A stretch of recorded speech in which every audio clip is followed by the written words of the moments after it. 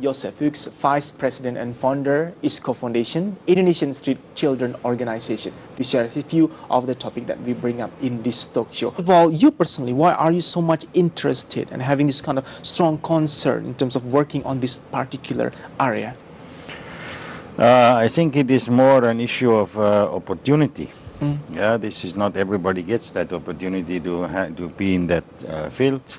I think it started 1999 when I founded my own company. We decided to do something also in the corporate social responsibility field. And also in my own company, we just decided to have 30% of our profit to go into education for underprivileged children. Can it be said that you also can be classified as one of the pioneers in terms of creating CSR in education or CSR through education? How will it work so far? I would not say that I am a pioneer globally, but actually it might Here be in Indonesia, of course. Yes. I don't know, I cannot say a pioneer, but actually this was my very big wish together with my partner at that time, Pascal Lalande, a French businessman. We decided to really focus also on education and for the betterment of our own interests in Indonesia, also to have good education for the youth.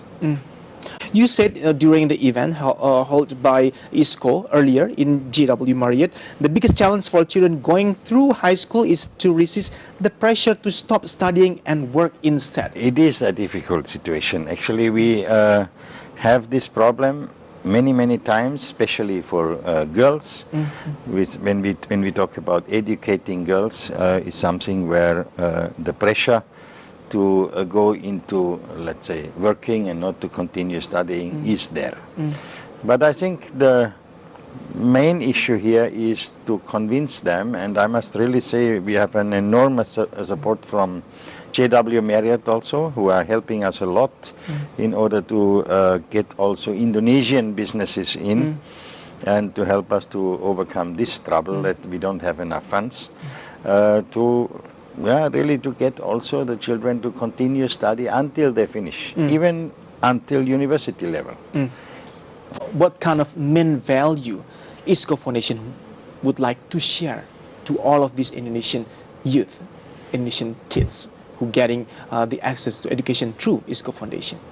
What we want to share here is very much that we try to have as many girls as possible also to get education. We are focusing very much on in the long term we would like to have more dual mode education, which we have quite a lot in Europe, where we say it is not only the proper basic education, but also when we talk about in Indonesia, you call it SMK, vocational which school. is the vocational schools, I think, which is a very essential part, which is coming up more and more now also. And I'm hoping and I'm sure I will get quite a lot of support from the Austrian government and Austrian school environments. I see. You are a gentleman with a lot of positivity, Josef, really. ISCO gives parents not only hope, but also the means to change their children's futures to the better. This sounds very promising. Everyone would like to know more about ISCO Foundation. You yourself, as the founder of this foundation, how do you do this kind of socialization? Perhaps can be said like promotion. How do you want to promote this foundation? How do you want people have in their mind by the time we are talking about ISCO Foundation? Actually, the point is mainly that we have a mouse-to-mouse information going out. We are quite successful in that. I must say that the ISCO is well known in Indonesia, and not only Indonesia, but also I can see from the donors who come from abroad, from France, where my partner Pascal is actually coming from from Austria, where I come from Germany, from wherever. Actually, we get quite a lot of funds. What kind of ideal, conducive environment you would like to have in terms of making this foundation work successfully here in Indonesia, gaining supports and people already understand about the mission that you are going to have? Actually, I must say that I have quite a lot of support already from the government, from the city, which I was not even expecting. I really must say the support is good, the understanding of the need is there, and I'm very sure that together we can really change a lot. How you through ISCO Foundation actually could play a role in terms of embracing, helping and encouraging another business people, Indonesian business people especially, in also involving in this kind of noble mission, youth empowerment through education, giving Indonesian youth like proportional attention that they deserve, good proper education as well? In my opinion, it is actually the Indonesian business people are maybe not yet totally aware about what opportunities are lying in this field of having the children educated who are coming from very low end in the slums like what we do, and I can say that there is an incredible knowledge when you empower them also what you can get back. I am very sure that this is a potential which is just not enabled yet properly. Ever since it was first established, your foundation back then in 1999, if I'm not mistaken, how is it progressing so far when we talk about expecting positive feedback from Indonesian business environment, from the business people itself? I can say that actually most of our support is coming from the business environment.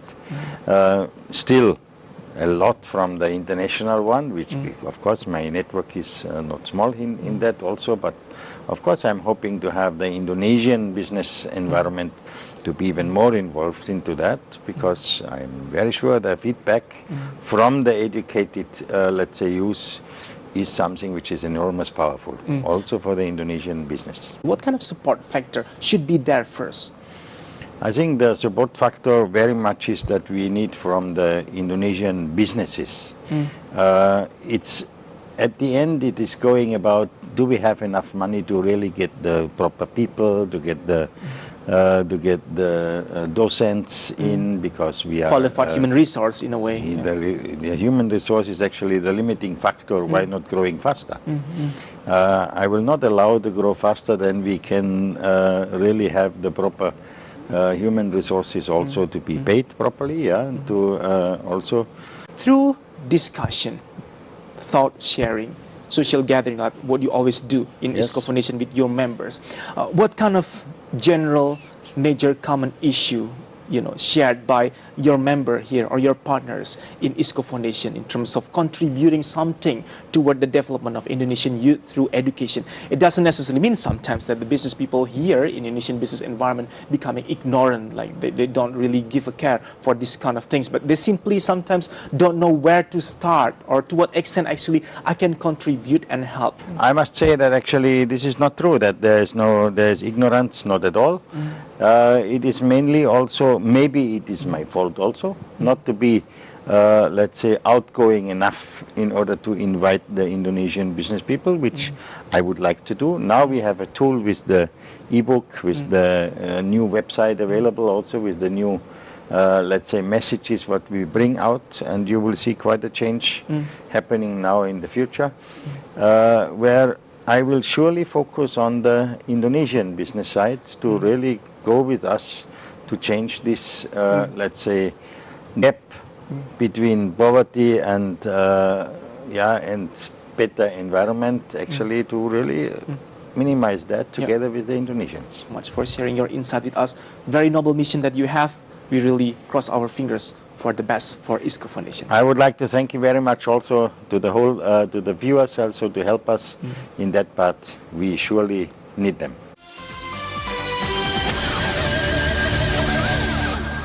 Stay tuned for more business insights on MNC Business.